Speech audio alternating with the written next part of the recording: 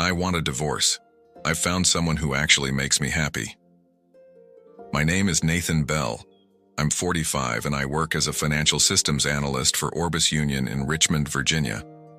That text came while I was sitting at my desk on a Wednesday morning, triple-checking a client's fraud detection algorithms. My wife Dana was supposed to be at a marketing conference in Dallas. 3 days, she'd said. Routine. The phone buzzed again. I've already transferred the retirement funds to my private account. You can have the house, I don't need it anymore. I set down my coffee, opened my bank app, checked balances. Something was already wrong, but not what she thought. I typed back, I hope you're happy. That was it. No argument, no pleading, just 7 words. I spent the next hour watching line items update across 3 different dashboard systems. Every joint account we had ran through consolidated monitoring, something I'd built myself. Retirement, investment, emergency funds, even the checking account Dana thought was hers alone. When she initiated those transfers, she triggered multiple fraud detection protocols. The system didn't care about emotions or marriage status. It saw 6 figures moving without proper 2-party verification. The federal anti-fraud measures kicked in automatically. By noon, my phone lit up with alerts. Not from Dana, from the receiving institution. Account review initiated, deposits frozen pending investigation. I didn't smile, didn't celebrate, just closed the alerts and went back to my work. Someone else's financial security needed my attention. Dana's phone would start buzzing soon enough. She'd try to access the money and find her balance at 0. The system has no sympathy for bad decisions.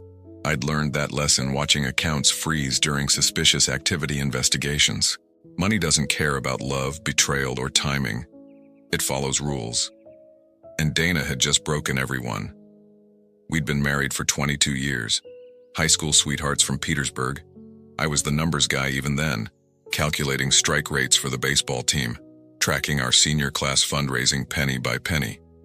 Donna was the social butterfly. Everything a marketing professional should be. Charming, persuasive, always networking. You're too careful with money, she'd say after I'd triple-check our tax returns. Someone has to be, I'd respond.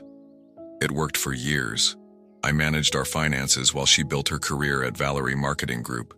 She traveled often, workshops in Austin, seminars in Phoenix. Always networking, always for the company. The warning signs came slowly, like mist settling over water. 6 months ago, she stopped asking about retirement projections. 3 months back, she opened a credit card without discussing it first. 2 weeks prior, she'd remarked our guest room was too cluttered. Who comes to visit anymore anyway? My sister had noticed it during Thanksgiving. She seems distant. Just work stress, I'd explained. But Dana wasn't stressed. She was planning.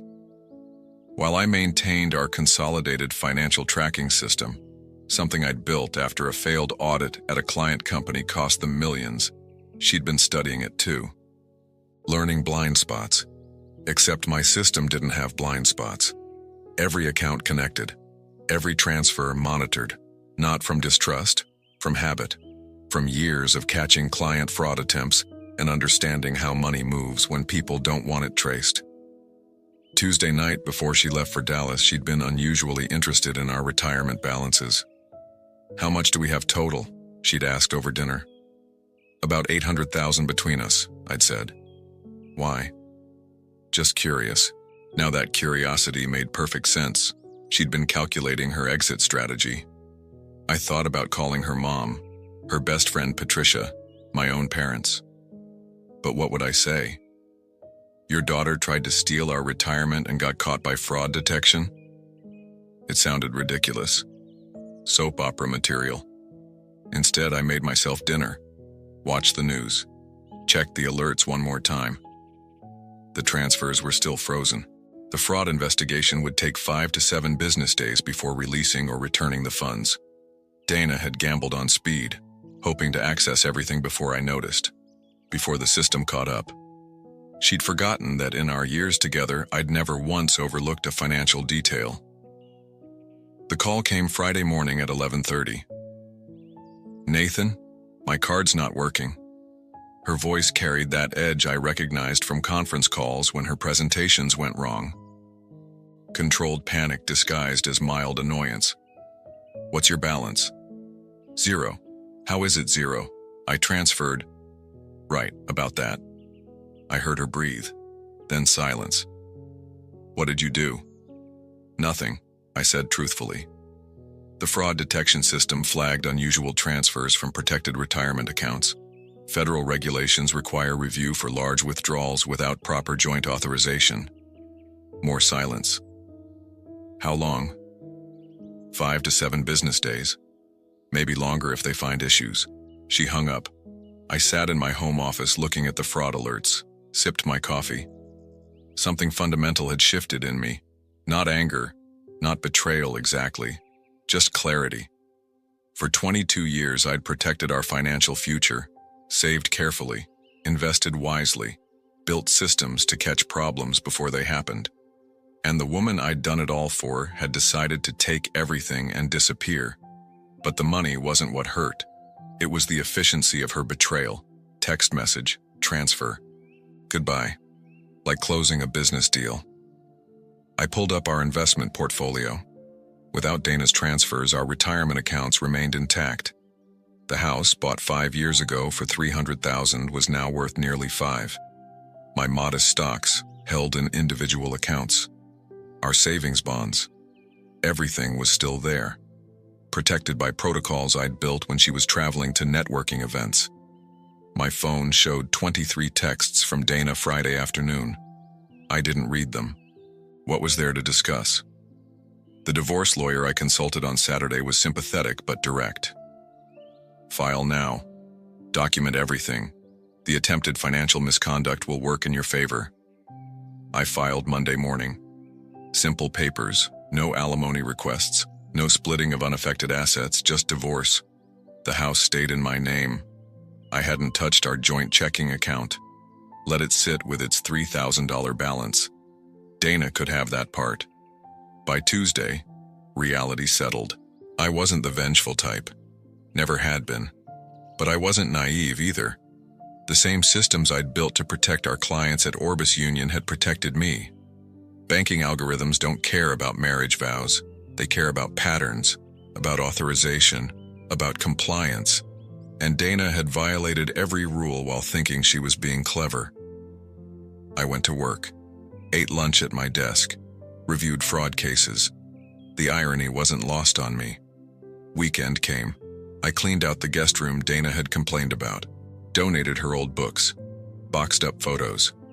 Not out of anger, out of practicality. The life I'd known had ended with a text message, but the systems I'd put in place had endured.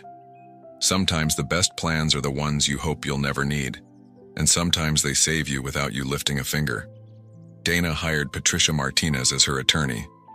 I knew Patricia from neighborhood barbecues, always the one talking about loopholes and legal workarounds. They filed a motion claiming I'd orchestrated the account freeze deliberately. "Your husband used his financial expertise to sabotage marital assets," the papers read. I met with my own lawyer, William Brooks at West Hill Legal, former banker himself. He read the motion and chuckled. "They're going with misconduct?" He shook his head. "Bold strategy when the fraud alerts are automated system responses, not manual actions." The hearing was scheduled for 2 weeks out. Meanwhile, Dana called the house 17 times Sunday night. I finally answered. "Nathan, you need to call the bank. Tell them it was authorized. I'm stranded here." "Where's here?"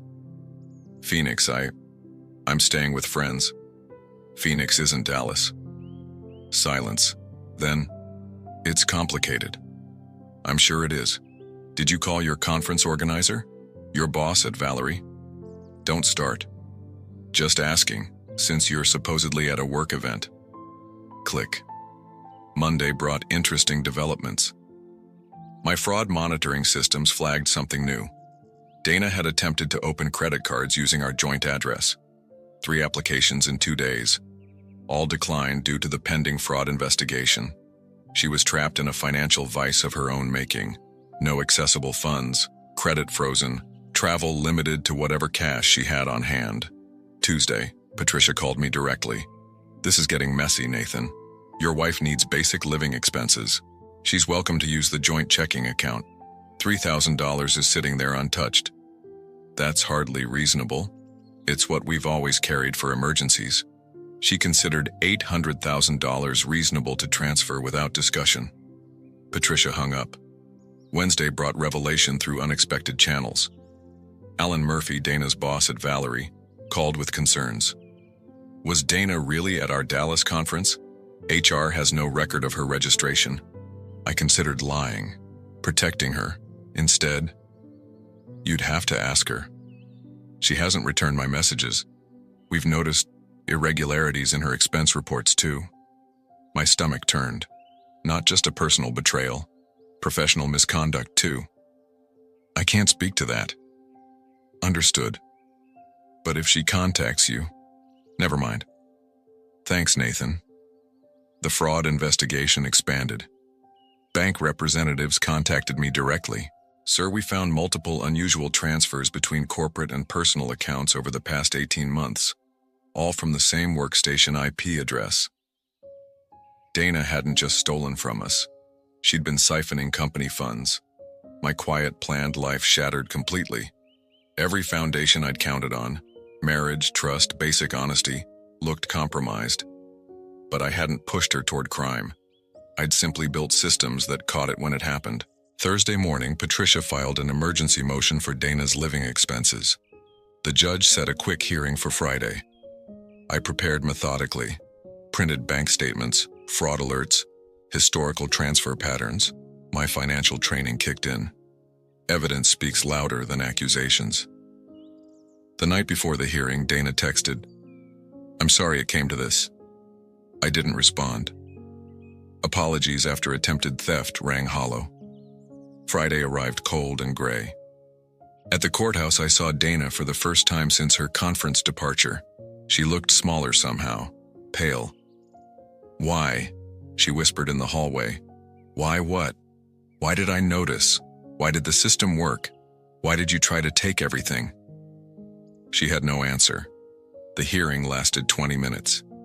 Judge reviewed the fraud reports, noted the automated nature of the holds, ruled that access to joint checking was sufficient for basic needs during investigation. Dana walked out empty-handed. Her trap had caught her instead. The following Monday, I received an unexpected visitor. Gregory Harris, an investigator from Eastern Financial Compliance, appeared at my office.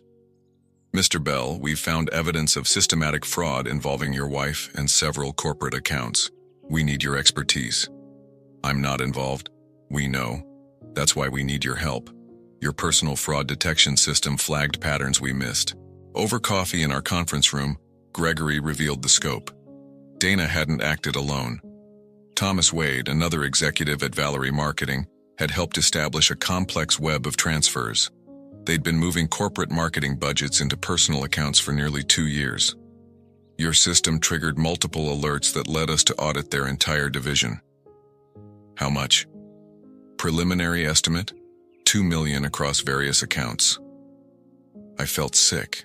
While I'd been tracking our personal finances meticulously, my wife had been running a corporate embezzlement scheme. The betrayal ran deeper than a failed marriage. What happens now? Federal investigation. Your personal accounts are already being separated from the business fraud case, but we need documentation showing your lack of knowledge or involvement. I provided everything. Tax returns, personal financial statements, the entire audit trail of my own tracking systems. Every piece of evidence proving I'd built these protocols for protection, not to enable theft. Dana texted that evening. "They're saying it's federal charges. They think I took millions." I didn't respond. What could I say? Tuesday brought more revelations. Our realtor, James Everett, called about unusual inquiries. "Someone's been asking about putting your house on the market. Pre-approved cash buyer. Price at $300,000. Said they represented you and your wife. $300,000. The original purchase price 5 years ago. Thomas Wade made these inquiries." "How did you know that name?" The pieces clicked. Dana and Thomas hadn't just stolen money. They'd been planning to buy our house at its old value through a Confederate buyer. Flip it for the current market price of $500,000. Pocket the difference. A complete exit strategy disguised as a real estate transaction. Wednesday, I met with Detective Sarah Flynn from the Richmond Financial Crimes Unit. She confirmed the pattern. They targeted properties owned by corporate employees, created artificial market pressure to force below-market sales.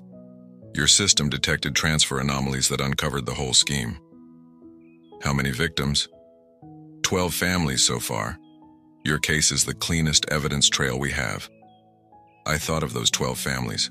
People like me who trusted, who planned carefully, who followed rules while others found ways around them. Thursday, Dana's attempt to access the frozen funds through an emergency court order failed. Her lawyer requested a conference. Your client needs to prepare for federal indictment, William Brooks explained. The fraud investigation has expanded beyond marital assets. Patricia looked shaken. Federal. Wire fraud, conspiracy, possible RICO charges if they establish ongoing enterprise. Dana would face significant prison time, not just for stealing from me, for the systematic theft from her employer and coordinated property fraud. That evening, I forwarded all my financial documentation to the U.S. Attorney's Office. Every fraud alert, every monitoring log, every piece of evidence my systems had collected. I hadn't built those systems for revenge, but they'd uncovered a crime far larger than personal betrayal. Justice doesn't come from anger. It comes from facts, from patterns, from systems designed to reveal truth. And sometimes truth ruins more than just marriages. I testified before the grand jury Thursday morning. Clean. Factual. No emotion in my voice as I explained how my financial monitoring systems worked. The automated alerts triggered at 3 a.m. when transfers exceeded preset thresholds. No human intervention required. The prosecutor appreciated the technical precision. Did you ever access your wife's accounts without permission? No. The system monitored joint accounts only. I built it to catch unusual patterns in our shared finances. 2 hours of testimony. Details about every alert, every security protocol. How the system differentiated normal from suspicious activity. Dana's potential sentence grew clearer. The U.S. Attorney's Office outlined charges, multiple counts of wire fraud, conspiracy, and embezzlement. 20 years minimum if convicted. After testimony, I drove straight to my office at Orbis Union. My team leader, Michelle Chang, had been fielding calls all week. Federal investigators said they need our full systems audit. Everything Dana had access to. We spent Friday converting 3 years of financial data. Every login, every transaction, every access point Dana had used to create her scheme. None of us saw this coming, Michelle said quietly. Nobody did. That's why these systems exist. The weekend brought unexpected peace. Federal investigators seized Dana and Thomas's phones, laptops, external drives. The evidence mounted hourly. Sunday afternoon, Patricia called. Nathan, Dana wants to offer information about larger financial crimes.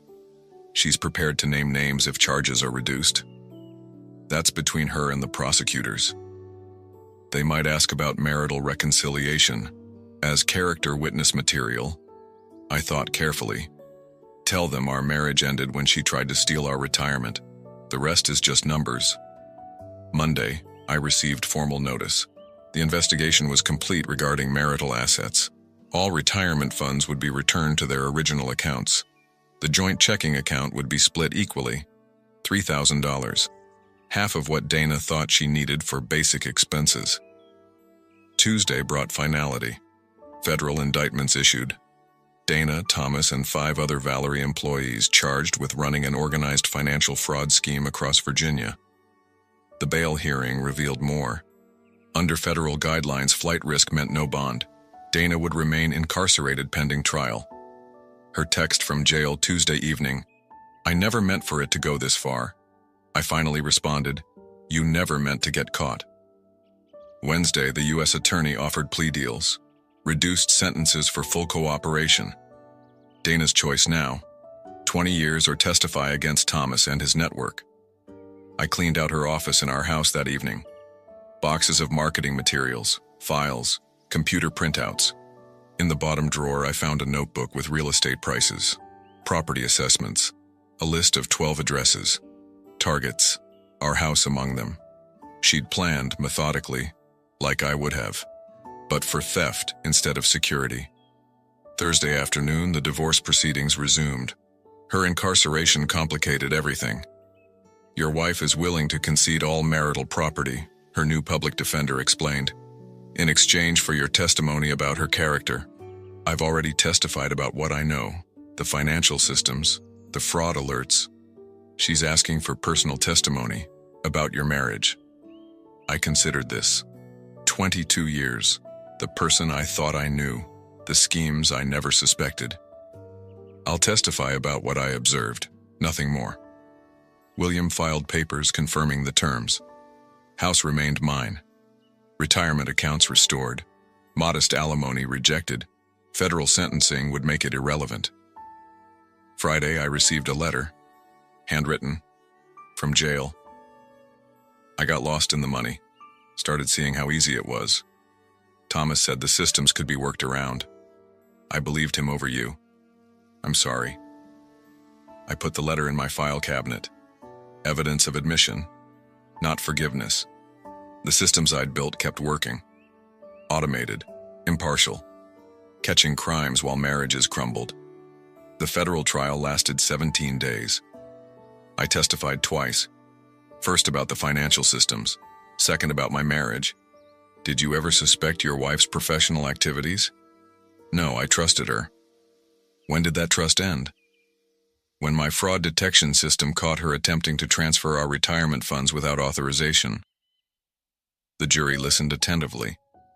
Dana sat smaller each day, paler, the designer clothes replaced by standard jail attire. On day 12, Thomas Wade cracked. Plea deal accepted. Full cooperation in exchange for 7 years instead of 25. He detailed everything: marketing budget embezzlement, property manipulation schemes, a network of executives across 3 states, Dana's role as coordinator. She ran the books, tracked everything, made sure nothing looked unusual on company statements. Ironic. She'd learned financial diligence from watching me, used it for criminal enterprise instead of protection. The prosecution played recorded calls, Dana's voice clear. Nathan's too focused on his own systems. He'll never check my work accounts. My wife of 22 years, betting on my respect for boundaries to enable her crimes. Day 17 brought verdict, guilty. 12 counts of wire fraud, 8 counts conspiracy, 2 counts embezzlement. Sentencing set for 6 weeks later. I walked out of the courthouse directly to my truck. No press conferences, no statements, just drove home. The financial system had done its job. Caught the fraud, provided evidence, enabled justice, not revenge, just consequences. 2 months after sentencing, Dana received 18 years, Thomas 9. I sold the house, $500,000 after fees. More than enough to start fresh elsewhere. I kept the Richmond job at Orbis Union, enhanced my fraud detection systems, added features specifically designed to catch corporate embezzlement schemes. These updates might save other companies millions, Michelle reported. That's the point. The divorce finalized quietly. No contested issues. Dana's guilty plea eliminated contention. I signed papers while she began her prison sentence. William called with update. Full restitution ordered. Your retirement funds are permanently protected. I bought a smaller house in Norfolk. 1 story. Simple. No guest rooms to clutter. No reminders of 22 wasted years. Started teaching part-time at Old Dominion University. Financial fraud detection class twice weekly. Real cases. Real lessons. Trust but verify, I told students. Systems protect when people can't. Occasionally received letters from prison. Dana's remorse deepening with isolation. I didn't respond, didn't visit, didn't forgive, not cruelly, just cleanly. The systems operated without emotion, algorithms catching patterns, mathematics revealing truth. I learned to live the same way. 3 years later, morning coffee ritual established. Simple breakfast, market checks automated, drives to work without destinations to avoid. Sometimes past Valerie marketing group while running errands. New building, fresh start. 12 families received restitution. Learned to trust carefully. Life continued. Orderly, systematic, protected. The lesson carried forward. Betrayal happens, theft occurs, systems endure. And sometimes justice arrives through equations rather than emotions. I've made peace with that mathematics.